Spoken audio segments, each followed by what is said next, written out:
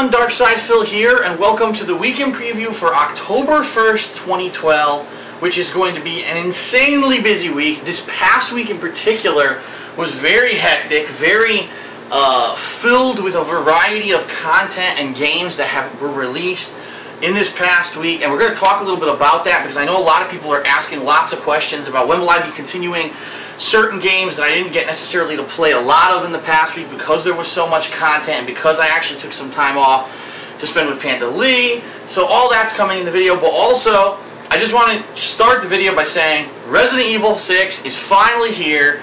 Co-op playthrough starting tomorrow here on DSPGaming. It's the old school duo of myself and John Rambo reprising our roles from our original Resident Evil 5 DLC co-op of Lost in Nightmares and whatever the other one was. I always forget what the other, Desperate Escape I think it was called or something like that.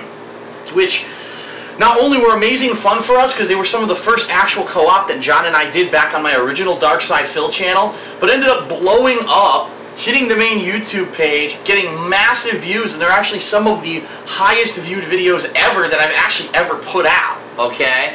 So we're thrilled that we're jumping back into the world of Resident Evil with a full co-op playthrough. And a lot of people said, well, Phil, why aren't you doing a midnight release? Isn't there a midnight release in your area for Resident Evil 6? The answer is yes, there is. But there's two reasons I'm not doing it. The first is because I'm tired. I just spent an entire weekend with Panda Lee. In fact, I just got back from the train station, and I'm in no condition after being awake, busy all weekend, awake all day today, to stay up and do a pull-on all-nighter on a game as important as Resident Evil 6, okay? I want to be refreshed. I want to be ready and raring to go. As you can hear, my voice is back. If you remember back before I took this weekend technically off, my voice was kind of hoarse from playing so many games. And now I'm relaxed, I'm ready to go. Second reason is, it's a co-op playthrough. John Rambo's going to do it with me. He wants to be here in person on the first day like he always does with major co-op playthroughs.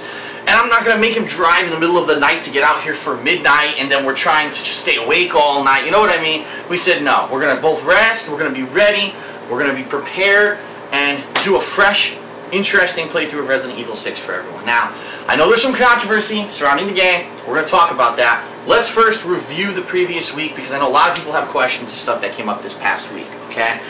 So this past week was a very, very busy one because there were so many freaking releases that came out at the same time that everything kind of got juggled around. At first we thought Family Guy was coming out this past week. All of a sudden you got a last-minute delay till sometime in November. Doesn't even have a set release date right now, so that game's up in the air, okay? So what we were left with was the release of a brand new retail fighting game in Dead or Alive 5, the release of a downloadable title, One Piece Pirate Warriors on the PlayStation Network, and then also a downloadable fighting game, Marvel vs. Capcom Origins. Now, here's the stuff that I've done this past week for those of you who want to get up to speed. On DSP Street Fighter, which is my fighting game channel, I've got a full story mode playthrough of Dead or Alive 5, which is very interesting. The story's funny, it's fun, it's quirky, and I complete all of but 2 of the bonus mission challenges in it because they're nearly impossible. You can do them, but you have to retry them so many times I didn't want to waste time on camera doing it.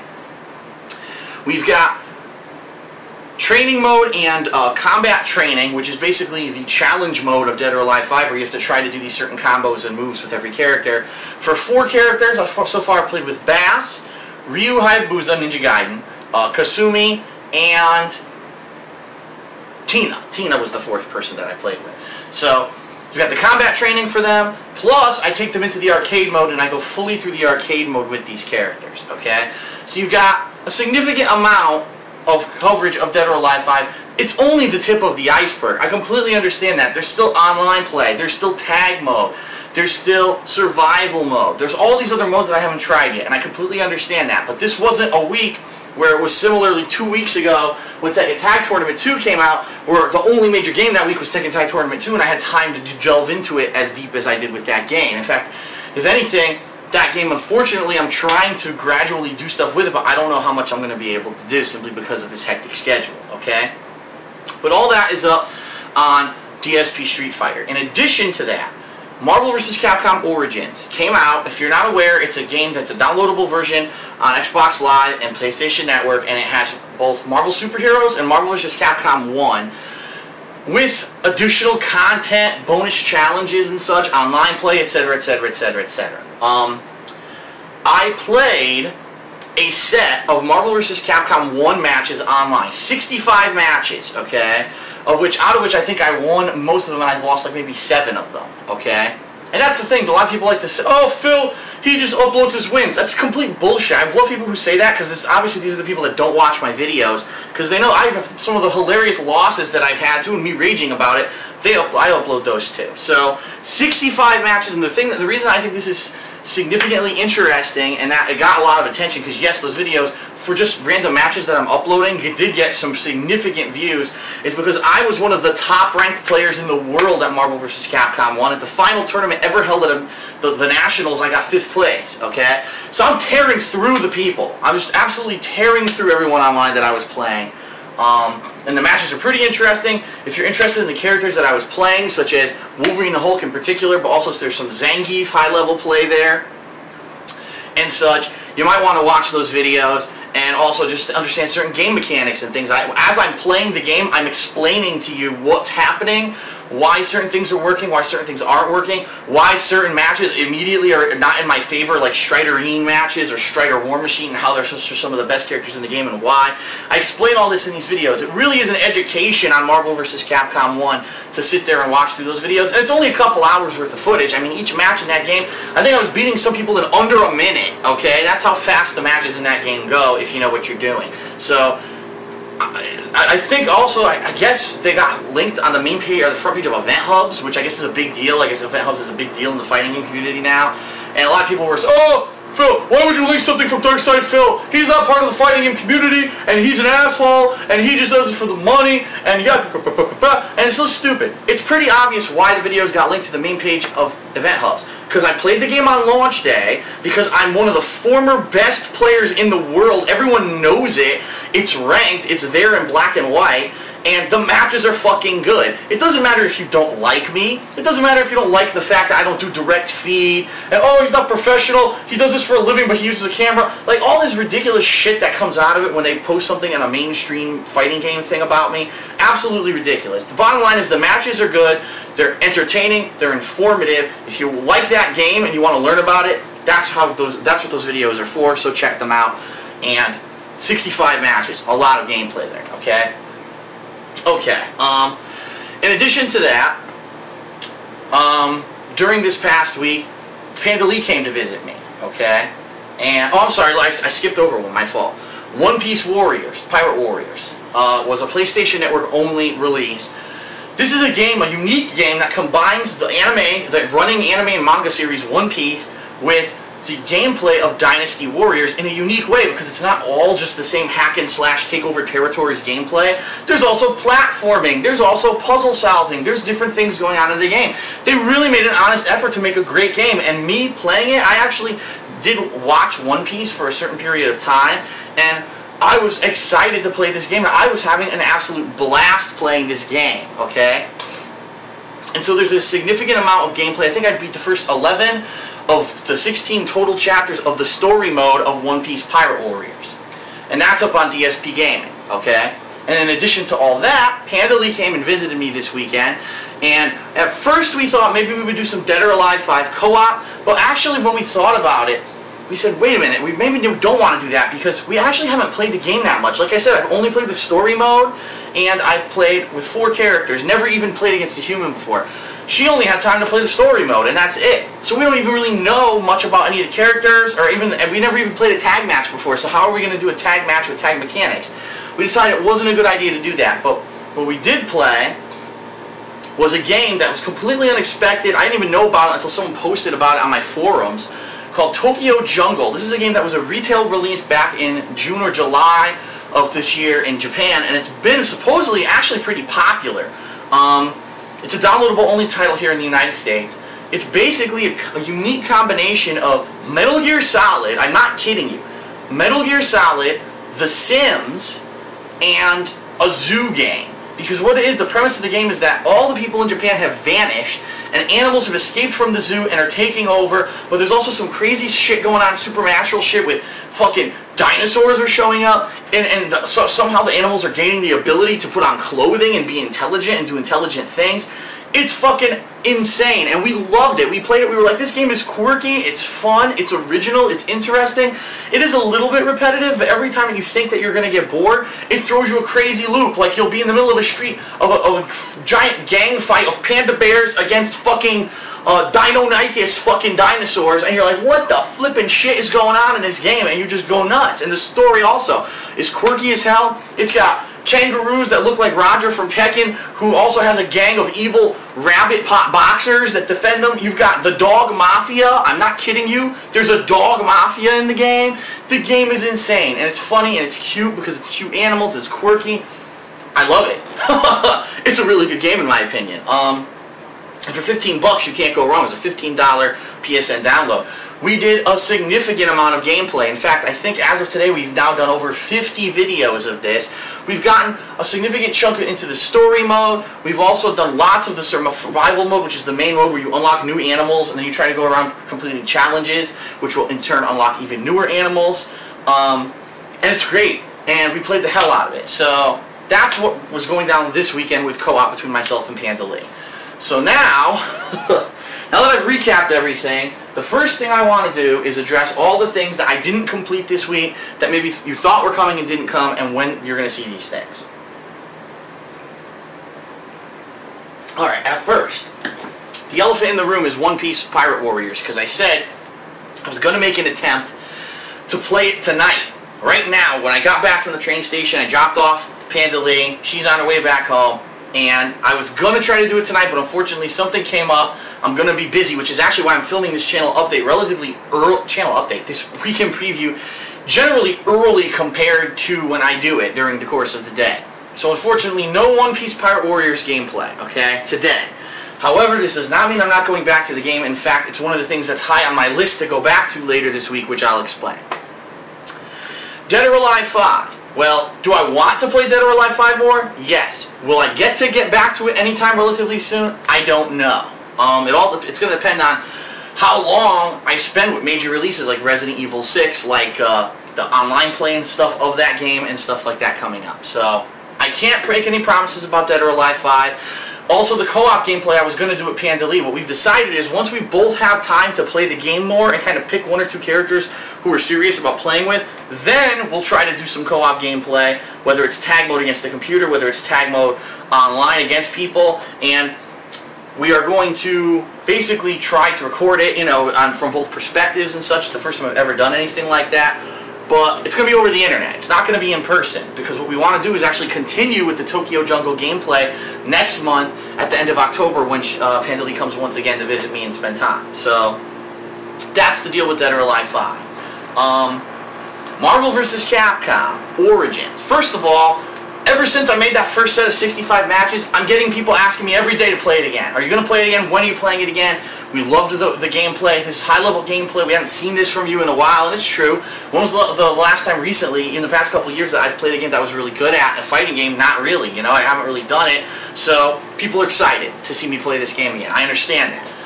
And the flip side of that, the game also has Marvel superheroes, which I haven't touched. And people are like, are you good at that game? And the answer is yes, I am pretty good at that game. I'm not as good as at Marvel vs. Capcom 1, but I still know some really interesting tricks, and I have some insight into that game.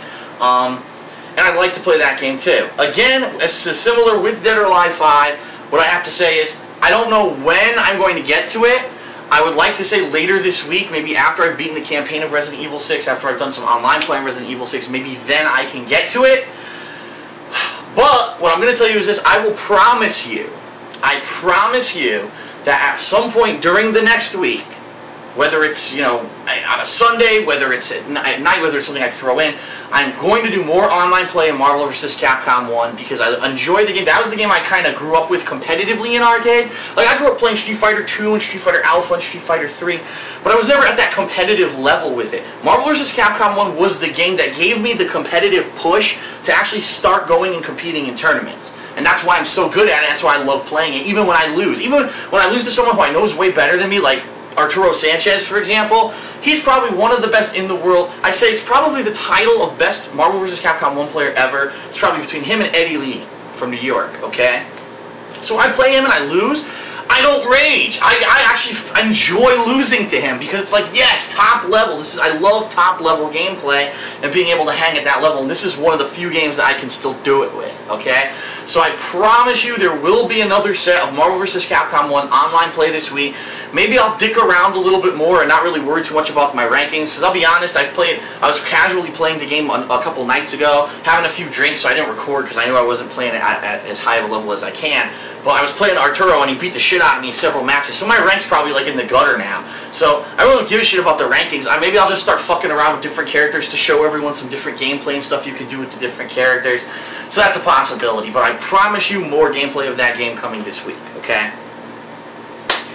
So now that we've gotten all that out of the way, let's talk about what's coming this week regarding Resident Evil and also a couple surprises, okay? First of all, Resident Evil 6.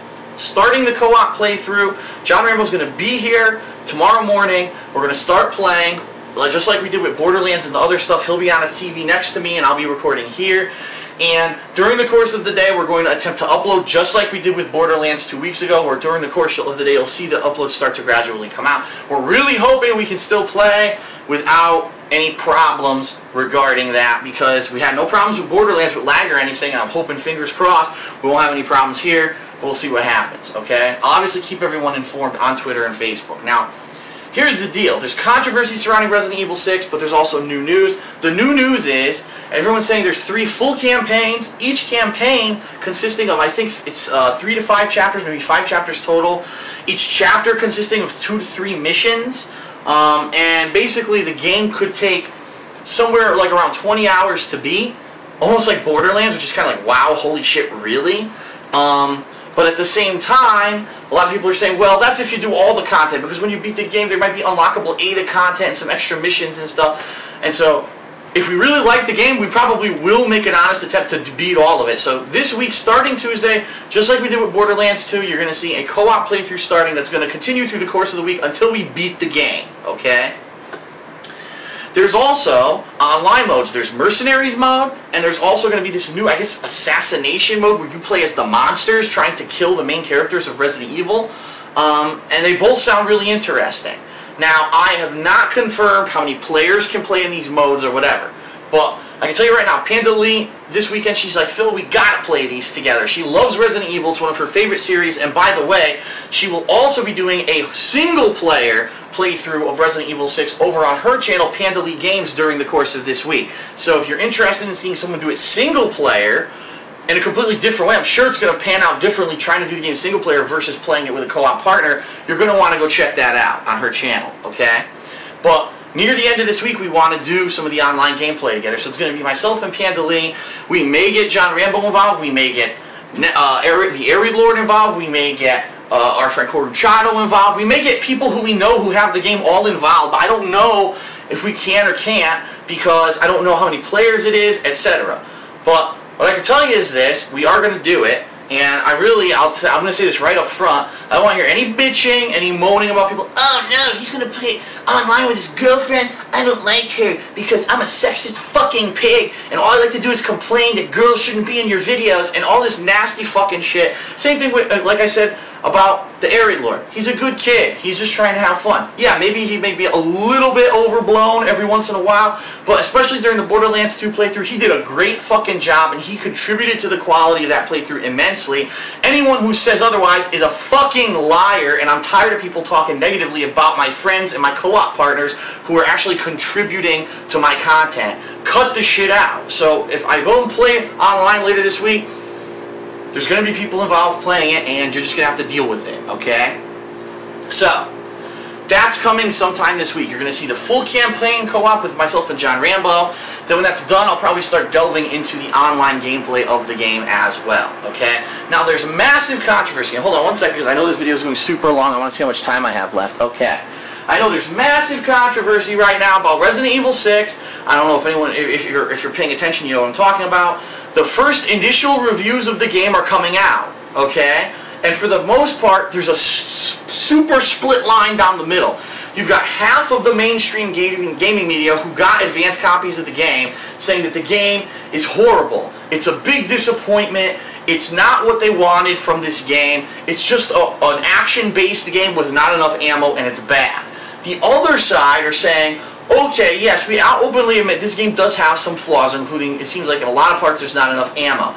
But it's crazy. It's like watching an insane, crazy action horror movie come to life and become interactive. There's amazing amounts of gameplay. It's fun. It's interesting. No, it's not typical survival horror. But guess what? Resident Evil hasn't been typical survival horror since Resident Evil 3. So if you're still a fucking asshole who's complaining about that, you need to shut the fuck up and not review a game when you don't understand what it's trying to be. They say that it's like insanely high production values, that if you watch this game, if you play this game, your jaw will drop, okay? That's what the other half of the gaming media is saying. And is it Game of the Year material? Maybe not, but it's still one of the best games of the year for what it is, because when you play a game just to play a game and enjoy it, rather than saying, well, I'm coming into this game expecting it's going to play like Resident Evil 2, and that's because that's my favorite game, and yada yada yada about the past and being nostalgic and being an unfair fucking asshole when you're reviewing the game, yeah, your review may actually be fucking correct. And this is what's happening right now with this mainstream gaming media and all these people who got their advanced copies of the game. I'm going to go out and say this publicly. I don't believe at all anymore that people who get advanced copies of games should even be listened to when it comes to a review. And I'm going to explain to you why. Number one, maybe they don't have the final version of the game. How is it that some of these people talk about the game about stuff that's not actually true about the game? I've seen this in reviews, okay? Number two, you're not playing the final version of the game. You want to know why? The final version of the game has online features enabled. If you got an advanced copy, who the fuck did you play Mercenaries mode with? Who did you play the new online assassination mode with? And the answer is, you didn't. You didn't experience the whole breadth of the game. All you did was rush through the fucking campaign, and you don't actually understand the other modes of the game that may have added to the amount of content of the game, okay? And number three, because these people are unprofessional, and at this point I'm going to say they just don't know how to properly review a game. When you're bringing in all your outside interests about, I like the older days of survival horror and this isn't like that anymore, that's when you've completely gone off your rocker. Your job as a professional game reviewer is to objectively play through a game, rank what's great about it, rank its faults, talk about different things like, gee, how were the graphics and presentation? How were the controls and the gameplay? How was the sound? How was this overall arcing story? How long was the game? Is it good bang for your buck? How was the replayability? Are there online modes that are worth it? Objectively rank those things compared to the other games you've played during the year, and then give us a score that accurately reflects how good this game is in comparison to all the other games this year. Not one fucking game reviewer out there has played as many games as I have, and I'm tired of these fucking people who think that they can just put a number on a game and brand it and not be responsible about it in the big scheme of things, and just throw that fucking score out there, and now there are people who won't buy the game. Now, I'm going to give you a perfect example of this. Double Dragon Neon. I was going to review it. I never had a chance to because I've been so busy with all the new releases. Double Dragon Neon is a downloadable title for Xbox Live and PlayStation Network that attempts to be nostalgic about the 80s. That's the point of the game. You're playing a game that plays similar to the classic Double Dragon. It's slow moving, but there's a leveling system. There's new abilities you can unlock over time, so it's showing that there are modern elements to the game. But it's got all these references to 80s movies, 80s music, 80s pop culture. The game is only about 2 to 3 hours long, but it's only like 10 or 15 bucks. I forget how much it was. I think it was 10 bucks on Xbox Live and PlayStation Network. And if you play the game for what you're expecting it to be, because you actually have an iota of fucking intelligence, and maybe you lived in the 80s and you understand all the references that are going on, you're probably going to like the game. But if you're a complete fucking asshole who probably didn't like the 80s, who doesn't understand what the game's going for, and the same kind of thing happened last year with Duke Nukem Forever, where it was a game that was meant to be released in the 1990s, and people were rating it, oh, it's a 2 out of 10 because this game plays like a game out of the 1990s. That's the fucking point, you stupid, ignorant bastards. That's the point of the game, to play like a throwback game from the 1990s. This is the same thing with Double Dragon Neon. A game that's supposed to play like a game from the 1980s, only it has some modern things added to it, HD graphics, references to pop culture, and it's supposed to be a quick, you sit down, play it with a friend. Oh, that was cool, 3 hours, and we spent $10, but we had a blast, and it was fun, we had a bunch of laughs. The game is good, but the mainstream reviewers like IGN, and I know I could say his name, but I think everyone knows who this fucking reviewer is at IGN, who doesn't deserve to have a job because he's completely irresponsible. And last year, when I challenged the mainstream media's reviews of Duke Nukem Forever and said they didn't know how to do their job, this was the idiot who vocally came up on Twitter and tried to say that I don't know what I'm talking about, and I'm not in the gaming media, so I have no reason to even understand how a game review should be done, and I should shut the fuck up. And he attacked me behind my back. He was trying to attack me rather than have a dialogue. I wanted to talk to him publicly about this, and instead he became a coward, and he said he couldn't talk to me, he didn't have time. Then he went on Twitter behind my back and started slandering me. He's a piece of shit. He's a worthless fucking lump of meat, okay? He shouldn't be paid $1 for anything that he does. And he reviewed this game and he slammed Double Dragon Neon, gave it a 3 out of 10, and because of that, lots of people not only didn't buy it, didn't play it, they didn't even watch our playthrough of it. John Rambo and I did a co-op playthrough of it a couple weeks ago. They literally went to the first part of this playthrough and left a comment on the video, well, I watched this because I like John and DSP's co-op gameplay and the commentary, but the IGN review says it sucks, so I'm not going to watch it. What the fuck? And this is what I mean. If you're reviewing Resident Evil 6 and you're irresponsibly using all these subjective references and things like the game doesn't play like an older Resident Evil survival horror game, you're a fucking asshole. You didn't legitimately review the game in comparison to everything else this year. You didn't help anyone at all, and you basically stole money from your publication and or media outlet because you are a hack. Okay? Now, I'm not saying that this game, Resident Evil 6, is going to be amazing by any means. I don't know how it's going to be. I haven't played it yet. But what I'm going to tell you is I'm going to play through it with John. I'm going to play the online modes. And then later this week, I'm going to review the game legitimately. And my review is going to be completely objective, weighing all the things that I've played this year in comparison how I feel about the game.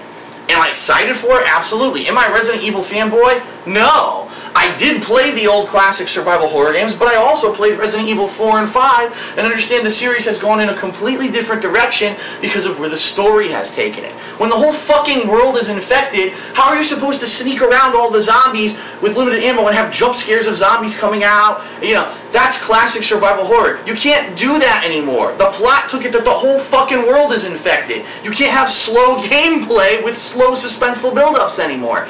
It's like a no-brainer if any logical fucking person who understands art, literature, or any kind of thing like this, written word, understands that when a plot takes you somewhere, you can't have it be that anymore. Is it a shame that it's not a traditional survival horror game anymore? Yeah, because people like those games. But get with the fucking times and stop whining about the past. You sound like a bunch of fucking, well, in my day, you know, everything was better, and it was fucking roses and golden suns, and, you know, it was, back then, nostalgia, nostalgia, nostalgia, and anything that's new is bad. Fuck you! Okay? I'm tired of it. Okay. Insane rant mode off. Okay? So, Resident Evil 6 coming this week. I'm extremely pumped for it to resume this gameplay with Rambo. It's been too long, to be honest, since we played a Resident Evil again. It's been way too long, and I'm excited. And also, the last thing that I leave you with is that later this week, I may have some surprises, maybe even some gameplay regarding HAWKEN. That's right, the free-to-play mech FPS game that it got some footage of at E3 that basically I'm getting into the beta and things. I'm going to be able to explain to you guys what exactly this game is. I'm going to get the opportunity to play it this week, and that footage will be coming out later in the week, and you'll be able to see that, and you'll also be able to register for the open beta, which I believe is beginning on October 15th. I'm going to give you the means to register for that beta for the game. Free-to-play PC game. It's a no-brainer. You should at least try it, and then, obviously, if you like it, keep playing it, but it was really fun. I mean, for a free-to-play game, I jumped into it, and I was like, wow, this is cool. The controls, interesting. You get different weapons for your mechs. You can customize them. I really liked the game at E3, and I know there's been a drought of information about the game, so you're going to have some gameplay of that later this week, okay? So that's it for the weekend preview. Super long one, super jam-packed, had rants, had raves, had all kinds of shit going on. I'm excited about this week. Join us tomorrow for the Resident Evil 6 co-op. It's going to be a blast, I promise you. I know we're going to have a lot of fun playing the game, and you know that when you have fun playing the game, that's when the playthrough ends up being gold. John and I love playing Resident Evil 5 together. We can't wait to play Resident Evil 6. Multiplayer later this week with Panda Lee and others, possibly. More vs. Capcom 1. HAWKEN gameplay, the possibility of continuing One Piece and other things. I quite literally needed 10 more seconds, and I wouldn't have needed to do this extra ending. But anyway, that's it for the weekend preview. Thanks a lot for watching this super long video. I will see you for Resident Evil 6 this week. Definitely watch my Hateful Truth later this week to find out the truth about this fucking game. And that's that. See you later. I'm going to relax right now and get some actual R&R so that tomorrow I'm ready for Resident Evil 6. Peace out. See you then.